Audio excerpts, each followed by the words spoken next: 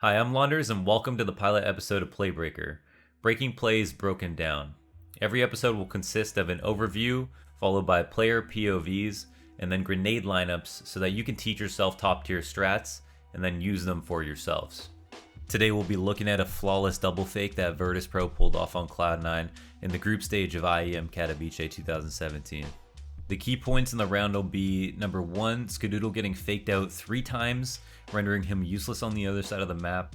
Number 2, how the B fake is sold by early round nades from Neo, and 2 follow-up smokes that block Automatic's line of sight on B apps that ultimately incentivize Skadoodle to stay there long enough that he can't rotate back. And number 3, how nothing gambled on pushing top mid for info, and how if Pasha had made any noise whatsoever, the round would have been likely compromised and probably easily won by a quick big flank. Now let's watch it play out. Skadoodle starts out the round by going to window, hearing Pasha shoot at connector with no top mid smoke in sight, giving him a good reason to post and hope for a bad flash or careless peek until his attention is drawn to A by the right side sight smokes thrown by Snacks and Taz.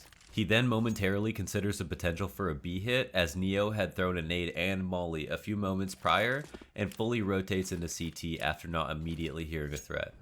It's at this point that Neo and Bialy throw the rest of their nade sets into B, getting Skadoodle to completely buy into his initial fear that it was a B hit all along, effectively pulling him so far away from the action that he as an opper is made useless because of the rotation length and potential threat of Virtus.Pro having CT control and peeking him.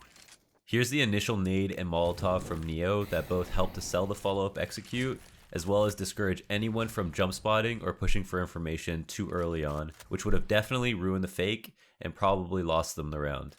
Further, this planted the seed in Skadoodle's head that, oh, it actually was B, as we noted with his indecision after watching him rotate out of window a little bit ago. Now the double fake begins. Right side A smokes are thrown by Snacks and Taz at around a minute 40. Bialy and Neo follow up with theirs about 10 seconds later, and Automatic is drawn back to the site long enough that Bialy and Neo are able to sneak at an underpass safely. Now the first engagement of the round begins with Automatic going 1 for 1.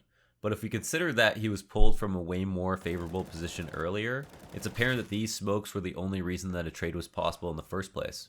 Beyond this engagement, we see that the bomb going down with 2 CTs on the wrong side of the map was enough to discourage Cloud9 from even attempting the retake. But before we wrap this up, we can't forget about the fact that J. Cole went platinum with no features, and that Cloud9 had complete mid control, but were late on 2 counts due to a lack of information, brought to you by the walk key.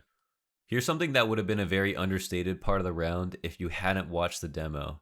If Neo and Bialy don't walk underpass on this execute, Automatic would have instantly called out the A-split and probably would have shut down connector by himself. Also, if Pasha took one step after all that time sitting back watching the top mid push passively, nothing would have been able to fast flank and call that it was A right away.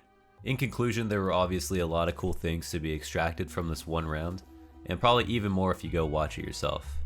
If you liked the video, please make sure to share it, and before I go, as promised, here are the smoke lineups used by Virtus.Pro in this double fake.